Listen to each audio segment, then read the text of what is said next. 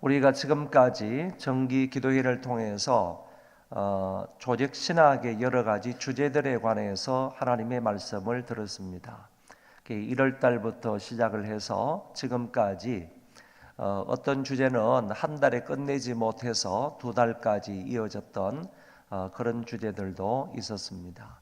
제일 처음에는 성경론에 관해서 우리가 살펴보았고, 그 다음에 두 번째는 신론, 하나님에 관한 진리의 말씀을 살펴보았고, 그 다음에 세 번째는 우리 인간이 어떤 존재인가, 이 인간론에 관해서 우리가 말씀을 살펴보았고, 다음에는 그리스도께서 어떤 성품을 가지고 계셨고, 그리고 그리스도께서 이 세상에서 어떤 일을 하셨는지, 기독론에 관해서 기독론, 예수 그리스도의 성품과 사역에 관해서 우리가 말씀을 살펴보았습니다. 그리고 이어서 구원론에 관해서 살펴보았고, 특별히 구원론에서는 구원의 순서가 있다고 했는데, 그 구원의 순서를 따라서 우리의 구원이 어떻게 시작이 되고 완성이 되는지, 이 부분에 관해서 말씀을 살펴보았습니다. 그리고 성령론에 관해서 우리가 살펴보고, 이제 10월 달 정기 기도회는 교회론에 관해서 살펴보겠습니다. 이 교회론에 관해서는 이 3일간 나누어서 살펴보니까, 오늘 아침에는 교회란 무엇인가, 이 교회의 정의에 관해서 하나님 말씀 근거로 해서 살펴보고, 내일 아침에는 하나님이 교회에 주신 사명이 뭔가, 그 교회가 해야 할 사명에 관해서 내일 아침에 살펴보고, 마지막 날 아침에는 하나님이 우리 교회에 은혜를 주시는데, 은혜를 주시는 그 방편이 뭔가, 은혜를 베풀어 주시는 수단이 무엇인가 하는 부분에 관해서 말씀을 근거로 살펴보도록 하겠습니다.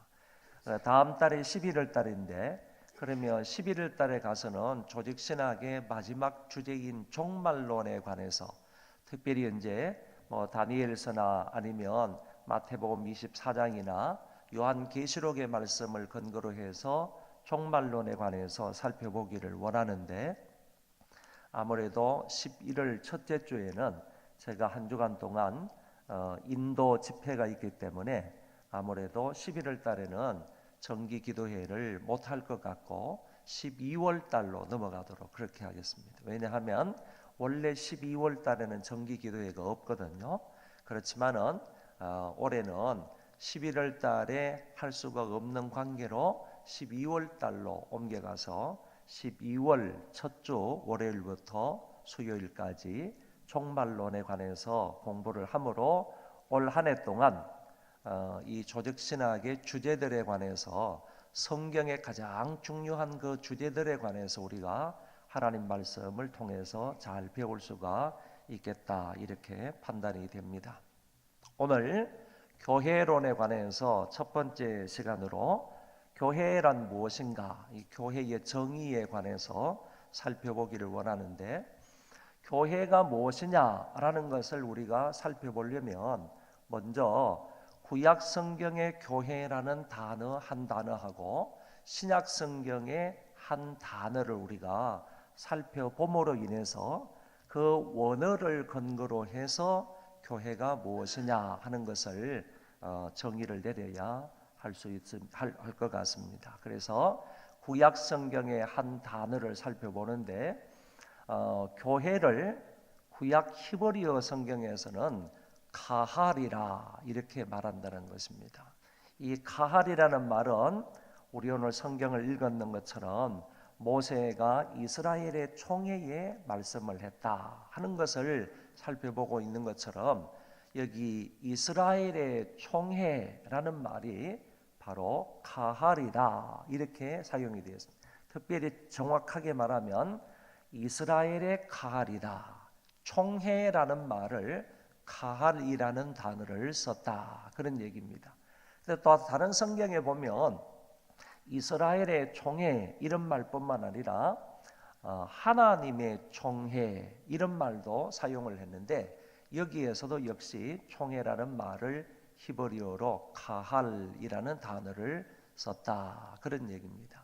그래서 이스라엘의 총회나 하나님의 총회라라고 말할 때 이 총회를 일컬어서 바로 교회라고 말한다, 그런 얘기입니다. 그래서 우리가 성경을 읽을 때마다 이와 같은 하나님의 총회나 이스라엘의 총회나 총회라는 말이 나오면 이거는 교회를 말하는 것이구나, 이렇게 이해를 하시면 된다, 그런 얘기입니다. 여러분, 이스라엘 백성들이 출애굽을 해가지고 시내산에 도착을 하게 되는데, 시내산에 도착할 때가 한때가 출애굽을 하고 나서 50일째 시내산에 도착을 한 거예요. 잘 들으시기 바랍니다. 그러면 출애굽을 할 때에는 이스라엘 백성들에게 어떤 일이 있었느냐 하면은 유월절이 있었습니다. 유월절이 있자마자 이스라엘 백성들이 출애굽을 하게 되는 것이고, 그때가 바로 아비벌 15일입니다. 1월 15일이라는 얘기예요. 아비벌 15일에 이스라엘 백성들이 출애굽을 해서 며칠 만에 시내산에 도착을 하게 되느냐 하면은 50일 만에 도착을 하는 거예요. 그래서 이날을 가리켜서 오순절이라 이렇게 말한다는 거예요. 오순이라는 말은 5 곱하기 10이라는 얘기예요. 그래서 50일째 되는 날이다, 오순절이다, 그런 얘기예요. 그러면 오순절은 유월절이 있고 난 이후에 50일째 되는 절기를 오순절이라고 한다, 이렇게 생각을 하시면 되는 거죠. 이스라엘 백성들이 모세가 대표적으로 시내산에 올라가 가지고 하나님의 말씀을 듣기 위해서 올라갔고, 그 외에 모든 이스라엘 백성들은 높은 시내산 아래에 전부 다 삥 둘러져 있었던 거예요. 모여 있었던 거예요. 이 모여 있는 이스라엘 백성들을 일컬어서 오늘 신명기 31장 30절의 이 성경 구절에서는 이스라엘의 총회다, 이렇게 말했다는 거예요. 그러니까 하나님의 말씀을 듣기 위해서 전 이스라엘 백성들이 한 곳에 쭉 모여 있는 것을 이스라엘의 총회라고 말했고, 이스라엘의 총회라는 그 말이 바로 이스라엘의 카할이라는 말이고, 이것을 일컬어서 바로 교회라고 말한다, 이런 얘기입니다. 다시 정리해서 말하면 하나님의 말씀을 듣기 위해서, 이제 하나님의 말씀을 받기 위해서 올라간 사람은 이스라엘을 대표해서 모세란 말이지. 그 모세가 시내산 위에 올라가 가지고 하나님이 주시는 말씀을 듣기 위해서 올라갔는데, 하나님께서 그곳에서 10계명의 말씀을 주시잖아요. 1계명에서부터 시작해서 10계명까지의 그 말씀을 주시고, 그 주신 말씀을 모세가 돌판에 새겨 주시는 것을 받아와 가지고 이스라엘 백성들에게 전해서, 너희들 하나님의 총회로서, 이스라엘의 총회로서 하나님이 어떻게 살아갈 것인지를 말씀하고 있는 것을 들으라 라고 하면서 하나님으로부터 받은 그 말씀을 이스라엘 백성들에게 다 전한단 말이에요. 10계명을 전한단 말이에요. 이 말씀을 근거로 해서 오늘 성경에 모세가 그 하나님의 말씀을 받아서 이스라엘의 총회에게 다 말씀을 하셨다, 이렇게 기록을 해주고 있더라, 그런 얘기입니다. 모세는 하나님의 말씀을 받아서 이스라엘의 총회, 누구에게 그 말씀을 다 전했는가 하면은 교회에 하나님 말씀을 다 전했다, 그런 얘기가 되는 거예요. 교회에 하나님 말씀을 다 전했다, 이렇게 말할 수가 있는 것입니다. 자, 이게 바로 교회다, 이스라엘의 총회가 교회다 하는 것을 우선적으로 기억을 할 수 있기를 바라고, 신약으로 넘어가서요, 신약에서 교회를 나타내주는 아주 중요한 한 말이 에클레시아라는 단어입니다. 이 에클레시아라는 단어는 그냥 한글 성경에서도 교회라 이런 말로 번역을 했어요. 에클레시아란 이 단어는 두 단어가 합성어가 된 단어입니다. 에크라는 말하고 칼레오라는 말인데, 에크라는 말은 밖으로 이런 뜻을 가지고 있고, 밖으로 나오다 이런 뜻을 가지고 있고, 칼레오라는 말은 부르다 이런 뜻입니다. 그래서 이거를 합해가지고 에클레시아라고 하는데, 에클레시아는 밖으로 부름을 받았다 이런 뜻을 가지고 있는 낱말이에요. 세상에서 밖으로 불러내어 거룩하게 구별하였다, 이렇게 해석을 할 수가 있는 말이 바로 에클레시아라는 말입니다. 여러분, 우리나라 사정을 그 비유로 해가지고 말씀을 드리면, 예를 들어서 중앙정부에서, 우리나라 중앙정부에서 경부고속도로를 놓겠다라는 계획을 가지고 그러면 회의를 하는 겁니다. 경부고속도로를 놓는데 어떤 방법으로, 누가 여기에 참여해서, 누가 투자를 해가지고, 누가 돈을 대가지고, 누가 기술을 대가지고 경부고속도로를 잘 놓을 수 있을까, 이런 부분에 관해서 중앙정부에서 계획을 해서 회의를 하는데, 누구를 전부 다 불러올리는가 하면은, 고속도로가 서울에서 부산까지 가는 경부고속도로라고 하면 여기에 관계되어 있는 모든 도지사들을 중앙정부로 부르는 거예요. 경기도지사도 중앙정부에서 부르고, 그 다음에 충청남북도 도지사도 부르고, 경상남도 경상북도 도지사들도 전부 다 부르고, 하여튼 이 도로가 지나가는 그런 예상되는 그런 지역에 관계되어 있는 모든 도지사들을 다 부르는 거예요. 보세요. 도지사들은 각 도에 있을 것 아닙니까? 경상북도 도지사는 경상북도 대구에 있을 것 아닙니까? 그러면 그 도지사가 거기 있으면 중앙정부에서, 서울에서 그 도지사를 밖으로, 자기네 있는 지역 밖으로 불러낸다는 거예요. 불러내는 거예요. 밖으로 불러내는 것을 뭐라고 한다고요? 에클레시아라고 한다는 거예요. 그래서 밖으로 불러내가지고 중앙정부에서 논의를 하는 거예요. 자, 경부고속도로를 여기 서울에서 부산까지 가는데 어디를 경유해가지고, 어디를 거쳐가지고 부산까지 도로를 닦을 것이냐, 차선은 2차선으로 할 거냐 아니면 4차선으로 할 거냐, 어떻게 할 거냐, 모든 도지사들을 자기가 있는 그 지역에서 중앙정부로 불러내어서 같이 논의를 하는 거예요. 논의를 해서, 그러면 자금은 어떻게 될 거냐, 이 경상남북도가 지나가는 그 구간이 길고 많으니까 이 구간은 그러면 경상남북도에서 경상도 사람들이 다 이거를 그 자본을 다 대라, 경상북도 남도에서 다 대라. 그리고 뿐만 아니라 그 건설하는, 도로를 건설하는 요 구간은 경상남북도에 있는 그런 건설회사를 선정해가지고 그 사람들로 하여금 그 일을 맡기자. 이렇게 중앙정부에서 도지사들을 다 밖으로 불러내어가지고 회의를 해서 결정을 한다는 거지. 결정을 하고 난 이후에는 이 도지사들이 결정된 사항을 가지고 자기네 도로 돌아가서 그것을 결정된 사항대로 사람들에게 알려주고, 그리고 결정된 사항대로 시행을 하는 것을 말하고 있습니다.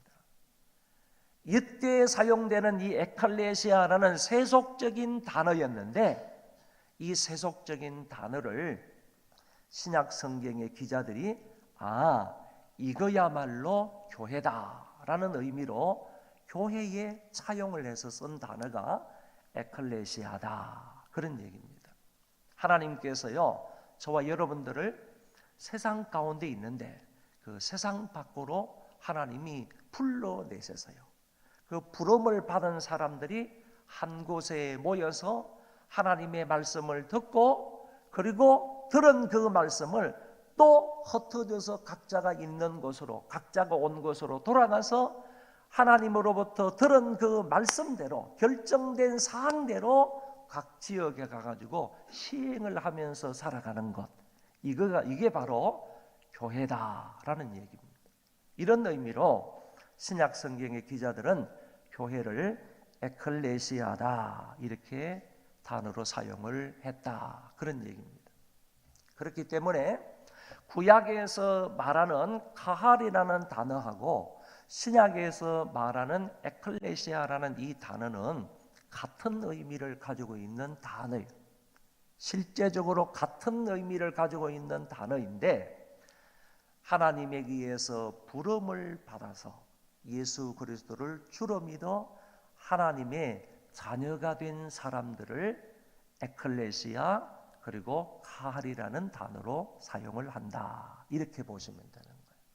그래서 이런 의미로 본다 그러면 우리가 무엇이라고 설명할 수 있느냐 하면은 교회는 절대로 건물을 말하는 것이 아니고 예수 그리스도를 진짜로 믿는 하나님의 백성들의 모임을 가리켜서 교회라고 한다. 하나님의 말씀을 듣기 위해서 이스라엘 백성들이 시내산 아래에 쭉 둘러 모여 있는 것을 카할이라고 말했다면 오늘 이 시간에도 하나님이 주시는 말씀을 듣기 위해서 이 새벽에 둘러 모여 있는 우리를 가리켜서 하나님께서는 교회라고 말한다. 이런 얘기입니다. 자, 이렇게 간단하게 한번 정의를 해놓고 나서 이거를 한번 보시기 바랍니다. 이스라엘 백성들이 출애굽을 했습니다. 그리고 홍해를 건너갑니다. 그리고 광야 생활을 합니다.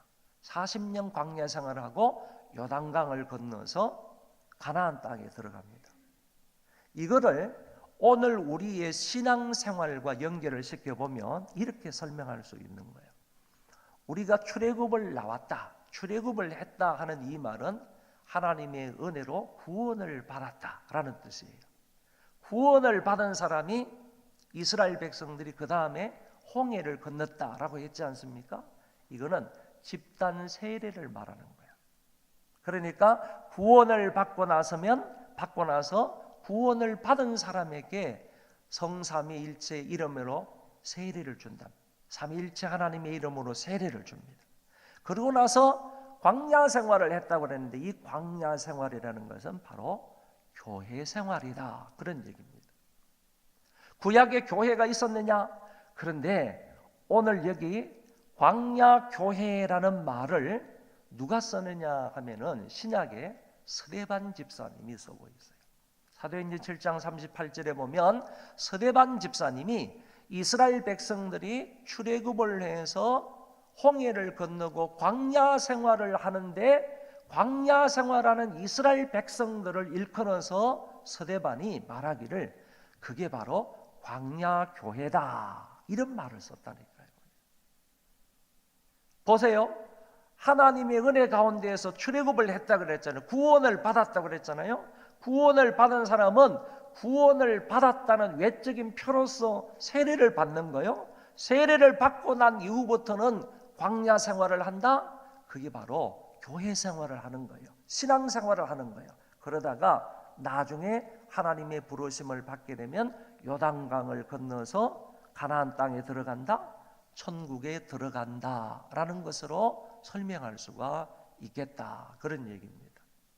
그러니까 이 스데반 집사님이 많은 사람들 앞에서 우리 조상들이 광야 생활한 것을 바로 그들이 광야 교회 생활을 했다. 광야 교회를 지냈다라는 말로 표현하고 있는 것을 볼 수가 있겠습니다.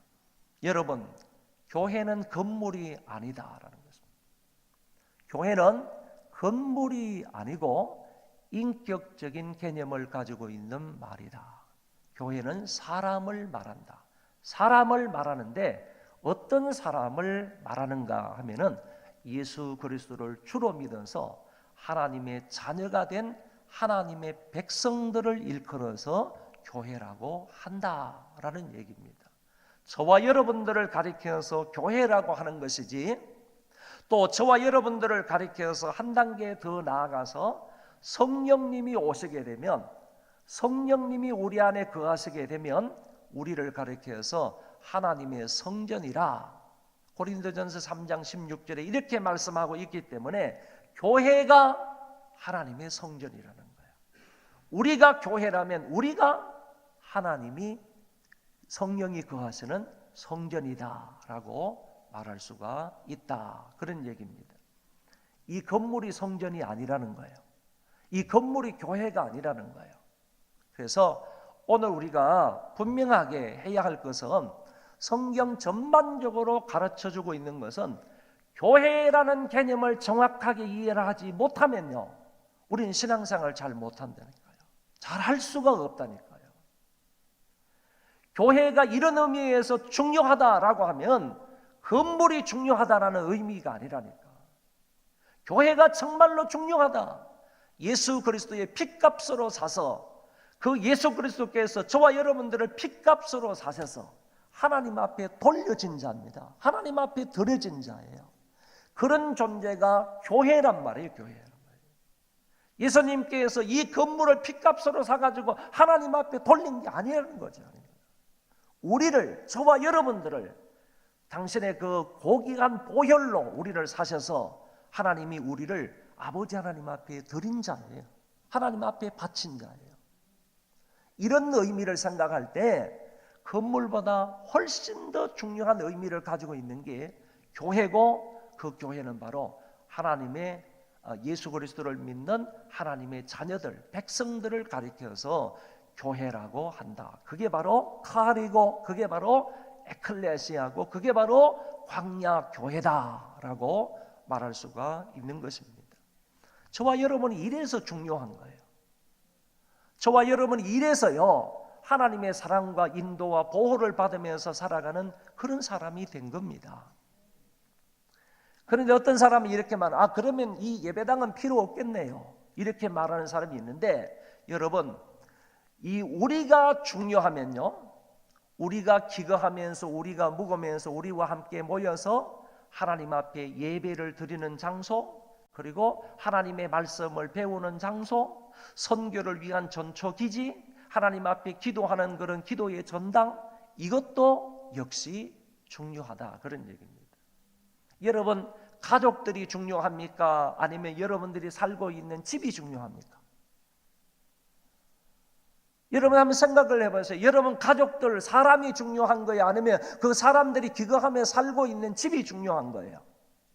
가족이 중요한 거예요. 사람이 중요한 거예요. 그런데 가족이 중요하면 중요할수록요, 그 중요한 가족이 잘 유지되고 그 가족들이 그 안에서 신앙생활을 잘 하려면요, 그 가족들이 기거하는 집도 중요한 거예요. 아무리 가족이 중요하다 할지라도요, 집이 없이 그냥 비바람을 다 맞고 눈보라를 다 맞는 그런 광야라든지 아니면 외지라든지 이런 곳이라 그러면 여러분들 그 가족이 하나 되어서 계속해서 살아가기가 힘들 수 있습니다. 이런 의미에서요, 집이 중요한 거예요. 집이 중요한 거예요. 가족이 중요하냐, 집이 중요하냐 이렇게 말하면 1차적으로는 가족이 중요한 거고, 가족이 중요성에 따라서 그 집도 더 중요하다는 얘기입니다. 이것처럼요, 하나님의 백성이 중요한 거예요. 근데 하나님의 백성이 모여서 예배하는 집인 이 예배당도 그런 의미에서 중요하다는 거예요. 예배하고 뿐만 아니라 우리가 교육받는 장소로서, 선교의 전초기지로서, 하나님 앞에 기도하는 장소로서, 이런 의미로서 이 예배당이 그처럼 중요할 수 있다 하는 사항에 대해서 제가 여러분들에게 말씀을 드리는 것입니다. 로마서 16장 5절의 말씀에 보면 이런 말씀이 있어요. 그의 집에 있는 교회에게 문안하라. 한번 따라 합시다. 그의 집에 있는 교회에게 문안하라. 잘 보세요. 그의 집에 있는 교회에게 문안하라. 이 말씀을 보면요, 지금 사도 바울이 로마의 편지를 쓰면서 얘기하고 있는 거예요. 이때 그의 집은 누구의 집인가 하면은 브리스가와 아굴라의 집입니다. 브리스가와 아굴라가 지금 로마에 가 있어요. 그런데 로마에서 집을 샀다는 거죠. 그 집을 장만해가지고 로마에서 믿는 사람들이 그 브리스가와 아굴라의 집에 모여가지고 하나님 앞에 예배를 드리는 거예요. 기독교 교육을 받는 거예요. 기도하는 전당으로 삼은 거예요. 이랬을 때 바울이 지금 고린도에 있습니다. 고린도에 있으면서 로마서를 써가지고 편지를 보내면서 이렇게 말하는 거예요. 그의 집에 있는 교회에게 문안하라. 집이 교회입니까? 집이 교회냐고. 집이 교회냐고. 이 건물이 교회냐고. 집에 있는 교회라고 그랬잖아요. 집에 있는 교회. 그러면 이 교회는 뭘 말하는 거예요? 교회는 집이 아니라는 거예요.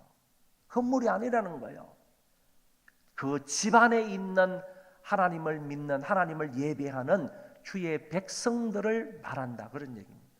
바울은 집에게 문안하라 그런 얘기를 하고 있는 게 아니에요. 바울은 그 집 안에 있는 하나님을 믿는 백성들에게 문안하라, 이렇게 성경은 분명하게 말씀하고 있는 것을 볼 수가 있습니다. 사랑하는 우리 소망교회 성도 여러분, 그런 겁니다. 교회는요, 건물이 아니라 예수 그리스도를 믿고 하나님을 예배하고 하나님 앞에 기도하는, 그리고 선교 전도에 힘을 쓰고 있는 하나님의 백성들을 가리켜서, 저와 여러분들을 가리켜서 교회다, 이렇게 말한다는 사실을 늘 명심할 수 있기를 바랍니다. 한 가지만 더 말씀을 드리면, 그러면 이제 우리가 교회가 되고 난 이후에 어떤 변화가 있느냐. 교회가 되었으면, 하나님의 백성이 되었으면, 하나님의 자녀가 되었으면, 그리스도의 거룩한 교회가 되었으면 어떤 변화가 있느냐 하면은, 이제는 우리가 가까워졌다, 그런 얘기예요. 유대인과 이방인 사이가 가까워졌습니다. 그리고 다른 사람과 나 사이가 가까워졌습니다. 옛날에는요, 저하고 여러분들이 가까워질 수가 없는 사람이에요.